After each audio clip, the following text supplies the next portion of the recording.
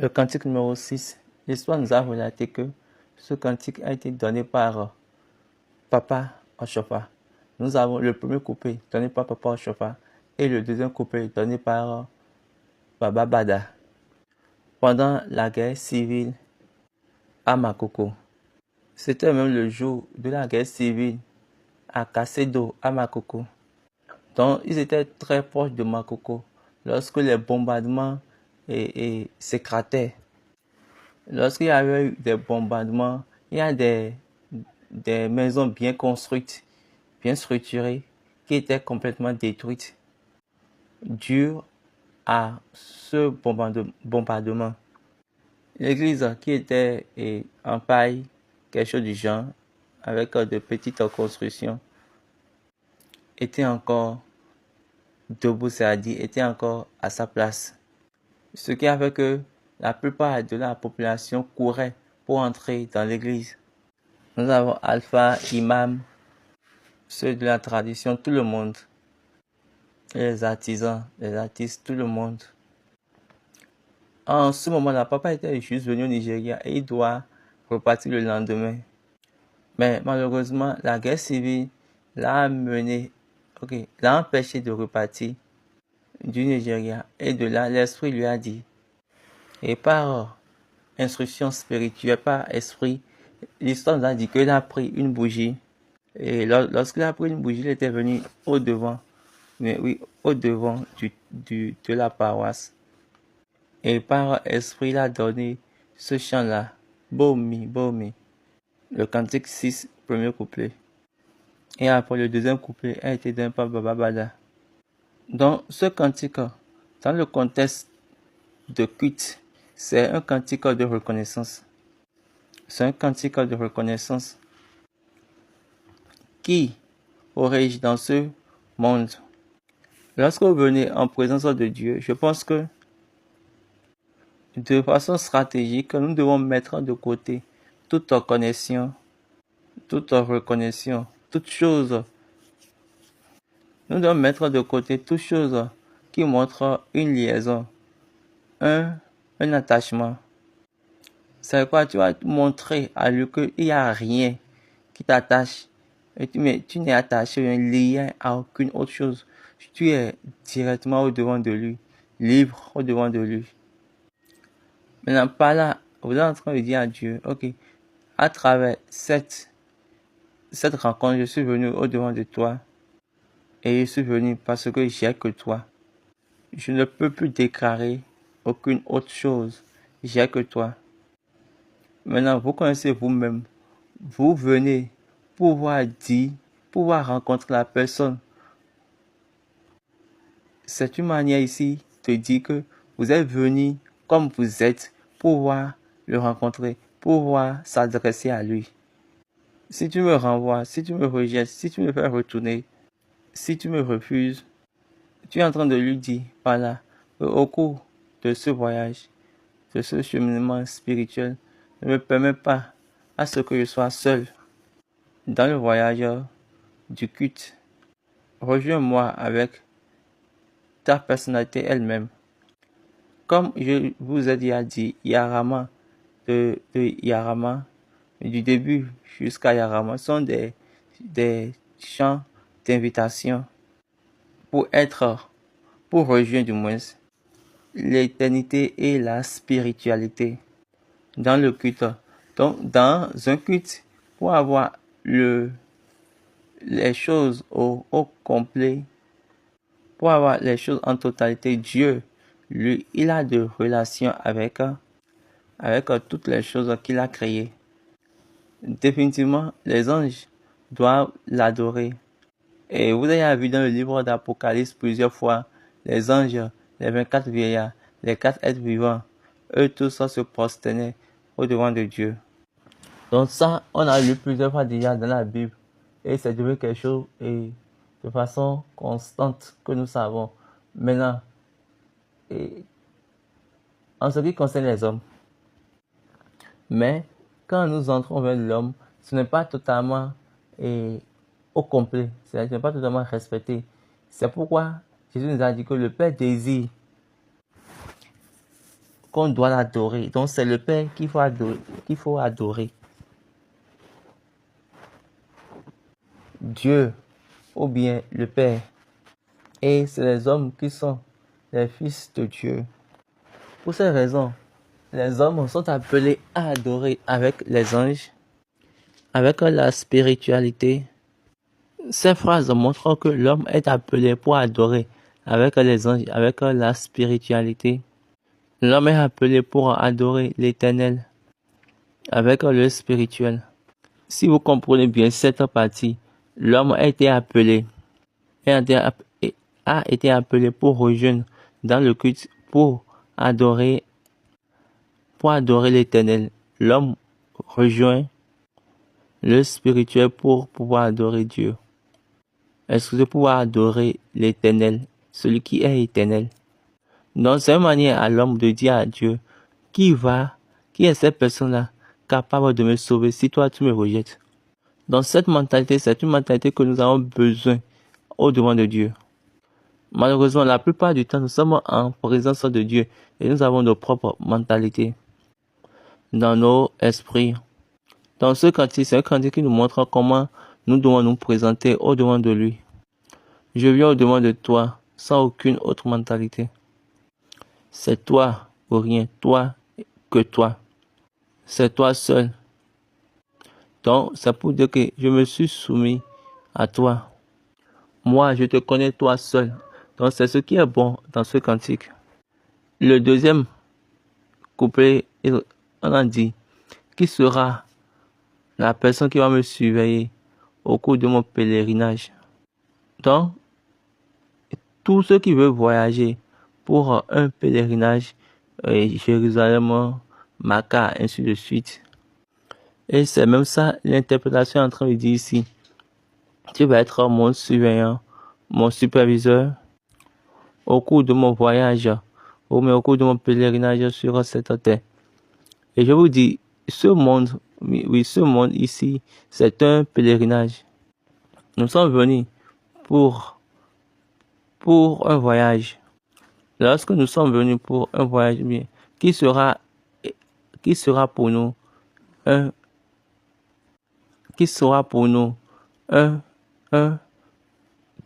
notre garde? Ce monde, nous sommes venus en tant que pèlerins. Et si nous sommes venus pour notre pèlerinage, qui sera notre gardien? C'est-à-dire, qui sera notre guide? Donc, venir pour faire le culte, mais venir pour l'adoration, c'est que vous êtes venus pour être conduits. La Bible, dans Michée 4, a dit ceci. À partir du verset 1, il arrivera dans la suite des temps que la montagne de la maison de l'Éternel sera fondée sur le sommet des montagnes, qu'elle s'élèvera par-dessus les collines, et que les peuples y afflueront. Les nations s'y rendront en foule et diront, venez et montons à la montagne de l'Éternel, à la maison du Dieu de Jacob, afin qu'il nous enseigne ses voies, et que nous marchions dans ses sentiers, car de Sion sortira la loi, et de Jérusalem la parole de l'Éternel. Donc lui, il va nous enseigner son chemin, et nous allons marcher dans ses pas. Est-ce que vous voyez? Donc nous avons besoin d'un guide. Le verset 5 dit encore quelque chose. Tandis que tous les peuples marchent, chacun au nom de son Dieu, nous marcherons, nous, au nom de l'Éternel notre Dieu, à toujours et à perpétuité. Vous ne pouvez pas être en présence de Dieu et vous allez marcher comme vous voulez. Ça montre que vous n'avez pas une rencontre avec lui. Parce que lorsque vous allez le rencontrer, ta vie et ton système, tes sentiers, tes pas seront pour lui. Ce n'est pour rien. David a dit dans le psaume que l'Éternel est mon berger. David a dit, il me conduit dans les sentiers de la justice, ou bien de la droiture, à cause de son amour, à cause de son nom. Quand il dit qu'il va être notre guide, la personne qui va montrer le chemin au cours de notre pèlerinage. quand les gens vont m'abandonner, quand les frères vont m'abandonner, Jésus va me sauver. Jésus me sauvera. Donc, c'est lui seul. Donc, lorsque vous venez au-devant de lui avec cette reconnaissance, en sachant que ok, c'est lui seul, vous n'avez plus d'autres. Là, quand vous avez cette réflexion, aussitôt, vous êtes soumis directement à lui. Ne me refuse pas. Ne me rejette pas. Je suis ici pour toi. Quel que soit ce que tu décides, c'est ça. Parce que je veux que tu sois mon guide. Il sera ton guide au cours de ton voyage. Dans Isaïe, on a dit, je lève mes mains, tu es pour moi. Est-ce que vous comprenez? Là, ce sont les différentes étapes de l'adoration. Ce cantique nous donne l'effet de l'adoration. Lorsque vous venez devant lui et vous l'adorez en vérité, si votre adoration est véridique, est propre, est prompte, sans aucun ajout, si c'est actualisé et si c'est selon ce qu'il a dit, il ira avec toi sur tes voies. Il ne va pas te laisser. C'est ça l'essence. Malheureusement pour nous aujourd'hui, nous adorons Dieu et après l'adoration, nous revenons et nous commençons par faire ce que nous voulons. Après l'adoration, nous sommes à nous-mêmes.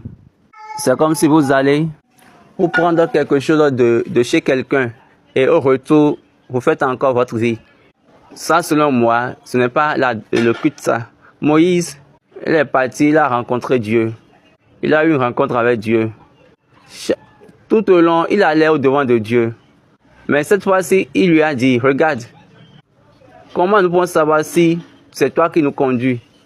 Comment les gens vont savoir que tu es avec nous? Comment les peuples vont savoir que tu es avec nous? Si tu ne me montres pas ta gloire, si tu ne me montres pas ta gloire, je ne vais pas quitter ici. Donc c'est en ce jour-là, c'est en ce jour-là qu'on peut dire qu'il y a une rencontre. D'accord, viens maintenant sur la montagne. Je vais te remettre un décret. Donc au moment où Moïse a eu une rencontre avec lui, son retour n'est plus les retours habituels. Lorsque Dieu lui remettait les lois, Dieu lui a encore dit, va en bas, les personnes que tu as amenées ont déjà péché. Ils ont déjà fait une idole pour eux-mêmes. Là, ce n'est pas une rencontre, c'est aller au-devant de Dieu. Mais les autres, c'est aller au-devant de Dieu. Mais cette fois-ci, c'est une rencontre. Donc, il y a une différence entre une rencontre avec Dieu et aller au-devant de Dieu. Je me rappelle de la rencontre de Jésus avec Dieu sur la montagne de la transfiguration. Là, c'est une rencontre. Quand on parle de la rencontre, ce n'est pas juste venir au-devant. Il y a d'abord venir au-devant de lui. Là, on peut dire que c'est une rencontre. Moïse était parti sur le mont Sinaï et il a vu du feu dans le buisson, mais le buisson n'est pas brûlé. Là, il a vu une rencontre. Là, on peut dire que c'est une rencontre parce qu'il a vu. Et il a dit, je vais voir. Ça là, c'est quoi ça? C'est de quoi il s'agit? Et Dieu l'a appelé Moïse. Ici, c'est une terre sainte. Enlève tes souliers, tes chaussures. Il ne faut pas venir ainsi. Parce que ça ne fait pas partie du système. Donc, ce cantique, c'est un cantique inscrit qui doit être inscrit dans notre esprit, dans l'esprit de chacun, de tout adorateur, pour qu'il puisse se préparer pour deux choses. Vous devez être reconnaissant. Vous devez savoir que lorsque vous voulez aller au-devant de lui, vous voulez aller au-devant de deux choses. On a l'éternité. Et je sais que la plupart des gens ne sont pas conscients de cela. Parce qu'ils veulent aller là-bas, parce qu'ils ont un frère là-bas, ils ont quelqu'un là-bas. Et quand vous êtes dans le culte, quand les gens chantent, on dit « Eni Olua ». Et puis votre esprit, votre mentalité est encore avec Ademola. Et ce n'est pas dans le culte. Et tu t'assois, tu te lèves, tu danses. Tout ça là, tu fais tout ça là de façon amusante parce que ton esprit est quelque part ailleurs.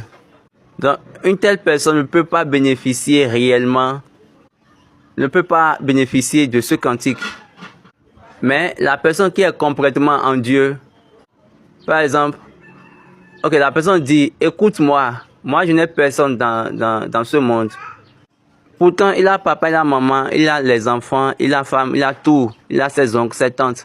Mais au devant de Dieu, il dit, je n'ai personne. Il reconnaît qu'il n'a personne. Il se rend vide de tout le monde excepté Dieu. Je ne suis pas attaché à quiconque. Ou bien, je ne me suis pas donné à quiconque. Quel que soit ce qu'ils sont. Je suis venu vers toi seul. C'est pour cette raison que je suis venu. Parce que j'ai besoin que tu puisses diriger mes pas. Et soyez sûr, il ne chute jamais. Soyez sûr, il n'échoue jamais. Si tu souhaites vraiment qu'il soit ton guide, qu'il soit le guide de ton pèlerinage, tu dois te donner totalement à lui, sans faire exception de quiconque, ni des choses qui se passeront. Quelle que soit la chose, tu t'attaches à lui. Et si tu fais ainsi, tu l'as en tout moment. Et il est là pour se rendre disponible pour toi. Et d'ailleurs même là, c'est pour cette raison qu'il t'a appelé. Il est disponible pour toi. N'oubliez pas les étapes d'adoration dans Hébreux chapitre 12. Hébreux 12, verset 22.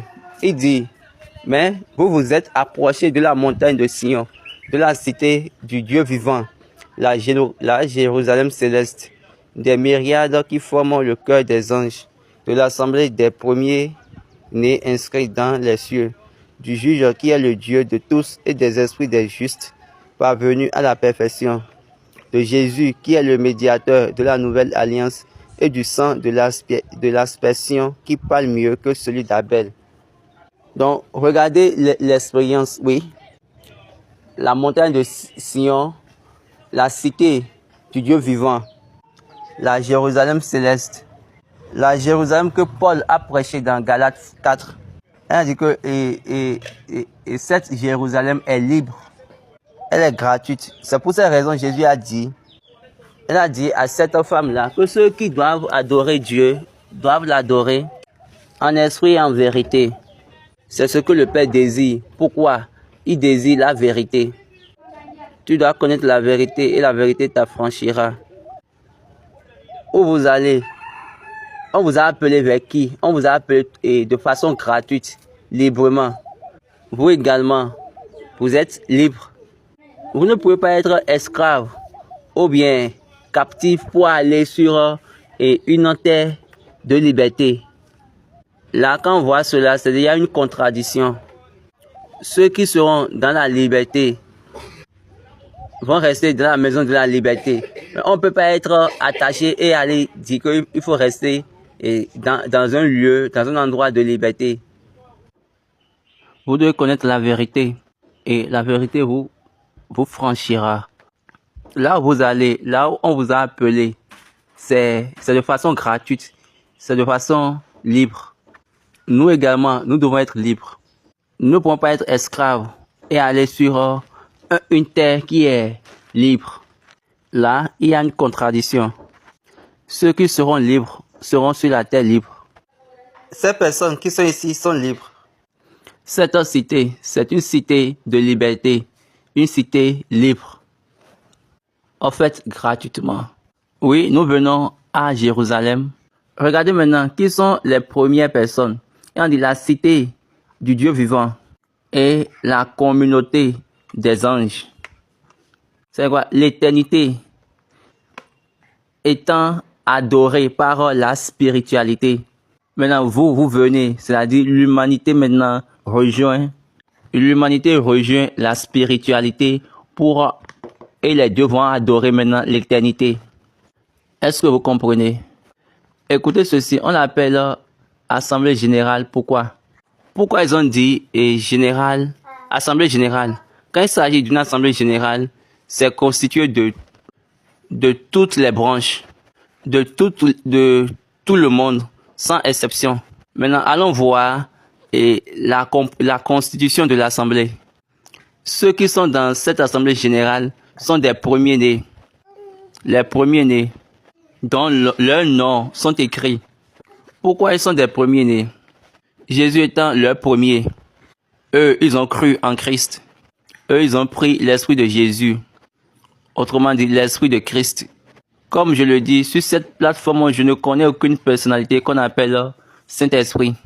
Ça n'a jamais existé sur cette plateforme et ça ne va jamais exister sur cette plateforme. Cet esprit-là que vous appelez Saint-Esprit, Paul a écrit aux Colossiens et il a dit, l'Éternel est cet esprit. Qui est l'Éternel? 2 Corinthiens 3. Or, 2 Corinthiens 3, verset 17. Or, le Seigneur, c'est l'Esprit. Là où est l'Esprit du Seigneur, là est la liberté.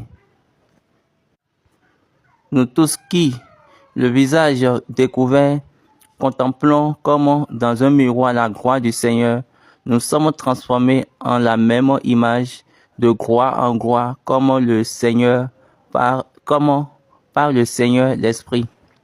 Il a dit, l'Éternel est cet esprit-là que vous appelez le Saint-Esprit. L'Éternel est cet esprit-là. Qui est l'Éternel? Là où se trouve l'Esprit de l'Éternel, là où se trouve l'Esprit de l'Éternel, il y a la liberté. Et c'est quoi l'Esprit de l'Éternel? C'est l'Esprit de vérité. Quel est l'effet de la vérité? Vous devez être libre. Est-ce que vous comprenez? Qui est l'Éternel? L'apôtre Paul l'a dit dans Philippiens chapitre 2. Philippiens 2, 9, 10. C'est pourquoi aussi Dieu l'a souverainement élevé et lui a donné le nom qui est au-dessus de tout nom, afin qu'au nom de Jésus, tout genou fléchisse dans les cieux, sur la terre et sous la terre. Donc Jésus-Christ est le Seigneur, est l'Éternel, à la gloire du Père. Jésus-Christ est l'Éternel à la gloire du Père. Jésus-Christ est l'Éternel. Maintenant, on nous a dit que l'Éternel est cet esprit. Je ne veux même pas regarder ce que vous dites. Cet esprit-là qui va vous conduire, c'est l'esprit de Jésus. Maintenant, l'Éternel est cet esprit. Là où il y a l'esprit de l'Éternel, l'esprit de Jésus y est. La Bible est vraiment très facile, sans complications. Et je ne sais pas pourquoi nous faisons ainsi. Là où se trouve l'esprit de l'Éternel, il y a la liberté. Si vous voulez vous réjouir de cette liberté, je pense que vous devez l'adorer. Dans Hébreux chapitre 12, on nous parle de l'Assemblée générale, l'église des premiers-nés, dont leurs noms sont écrits dans les cieux. Les premiers-nés ici, c'est ceux qui ont l'esprit de Christ, l'esprit de l'Éternel, qui ont cet Éternel-là comme un esprit en eux. C'est-à-dire quoi? Cet Éternel-là demeure en eux. C'est pourquoi Paul a dit que Christ en vous, l'espoir de la gloire. Christ en vous, expérience de gloire.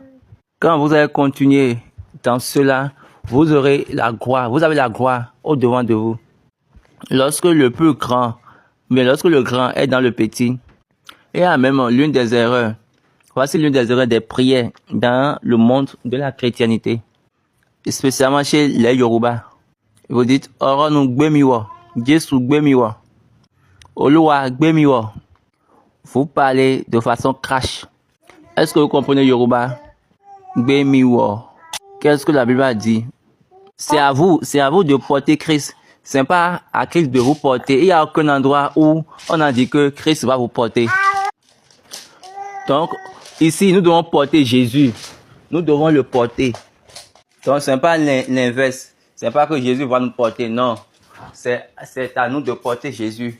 Donc, c'est les prières que nous faisons. Et malheureusement, il y a d'autres personnes qui répondent Amen de façon rigoureuse et encore à haute voix.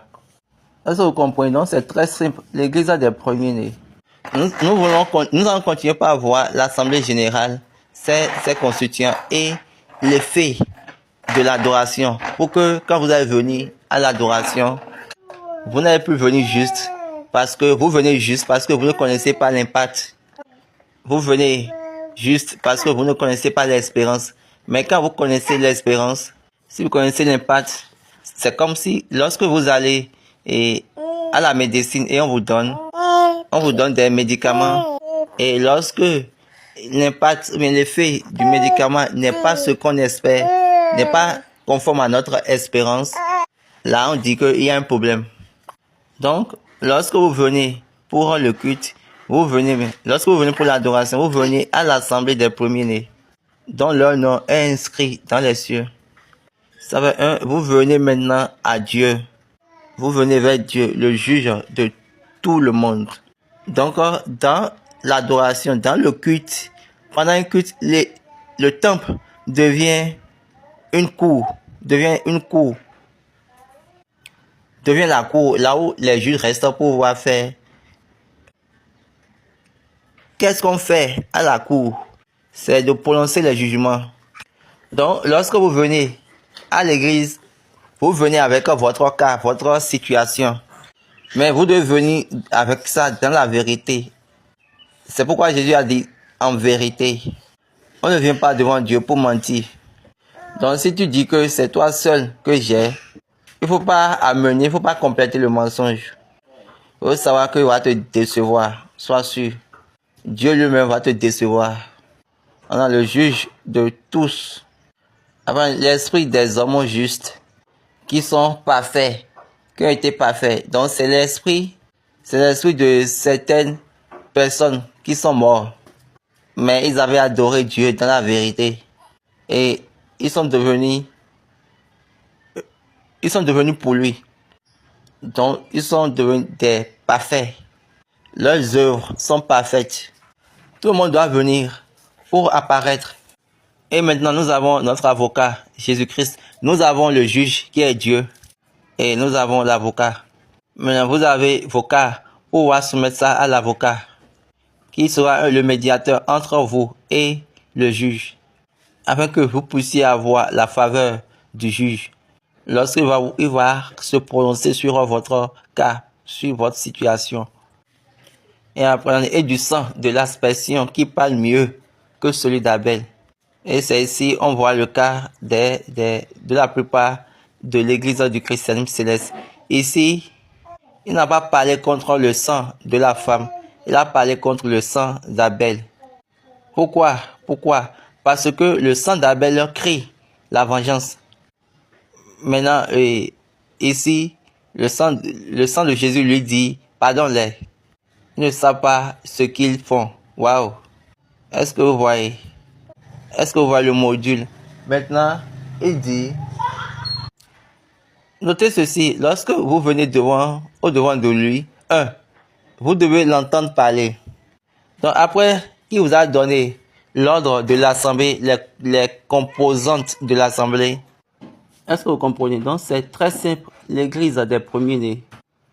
Le verset suivant, le verset 25, gardez-vous de refuser d'entendre celui qui parle, car si ceux-là n'ont pas échappé, qui refusèrent d'entendre celui qui publiait les oracles sur la terre, combien moins échapperons-nous si nous nous détournons de celui qui parle du haut des cieux? Et là, il a averti ceux qui refusent de l'écouter. Pourquoi? Parce que quand vous venez au-devant de lui, vous devez l'entendre parler. Donc regardez, vous allez voir que après qu'il vous ait décrit l'ordre de l'assemblée, il est venu, il a dit, regardez, et gardez-vous de refuser d'entendre celui qui parle. Donc c'est la chose importante, mais vous prenez comme la chose la plus banale. Et vous prenez comme quelque chose, un mot juste prononcé. Il a dit, pourquoi il a fini par le fait de parler? C'est juste pour montrer que cet arrangement, ce module, c'est le module de ceux qui parlent. Le juge va parler. Si le juge dit, faut pas banaliser ce que le juge a dit. S'il te demande pardon, faut pas refuser. S'il te demande repens-toi, faut pas refuser. S'il te demande il faut réarranger tes manières de faire, faut pas refuser. Ok, vous savez bien que nous voulons enlever nos yeux de cet endroit-là. On ne veut pas l'entendre parler. Quand nous venons, nous dit Dieu, tu dois nous faire telle chose. Voici la ligne. Écoutez-moi. Lorsque vous élevez votre voix vers lui, vous devez faire attention à ne pas refuser ce qu'il va vous dire en retour. Maintenant, ceux qui avaient refusé n'avaient pas pu échapper. Et même c'était ceux qui étaient sur la terre, ils n'avaient pas pu échapper à ceux qui, lorsqu'ils avaient refusé, ceux qui parlaient des oracles. Maintenant, qu'en est-il de nous lorsque nous entendons maintenant la voix parler depuis les cieux? C'est déjà suffisant. C'est déjà assez bon. Donc, faites attention. Lorsqu'il y a le culte ou bien lorsqu'il y a l'adoration, là où il y a l'adoration, il y a le fait de parler.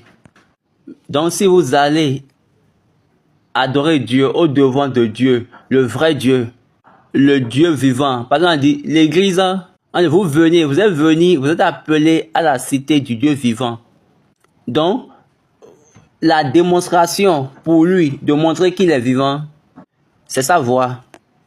Ce qui montre qu'il est vivant, c'est sa voix. Donc, si vous refusez celui-là qui parle, là, l'essence de votre adoration, de votre culte est nulle. Mais si vous refusez lui qui parle, malheureusement pour vous, vous ne pouvez pas échapper. Que Dieu soit avec nous. Le 6e cantique nous donne la manière dont nous allons nous préparer, nous allons nous arranger, la manière dont nous allons nous présenter dans la totalité de notre esprit, de notre mentalité. L'essentiel est que nous devons montrer, nous devons nous montrer comme quelqu'un qui est soumis à lui. Également, nous devons être véridiques devant lui. Et il va vous conduire dans les sentiers de la justice et de la droiture. Que Dieu soit avec nous, prions. Jésus-Christ, pour le faire tout fois. Fún ìyá mi pé mi fẹ́ láàrin wa ọpẹ́ gba ìyẹn wa ẹ̀mí láti dọ̀ wara wa fún Ọlọ́run nítòótọ́ pátápátá ní ìfàmì ẹ̀sìn kó lè wá tọ́ wa kó lè ṣamọ̀nà wa ní ìrìnàjò ayé wa ká máa sọnù lọ́nà ẹkú gbani wa ràn wá lọ́wọ́ kí ìfẹ́ kó ṣẹ sí wa lára ká lè bọ́nú ẹ̀mí fàṣẹ sí láì àti láìláì àmín méjì àlèyá àlèyá.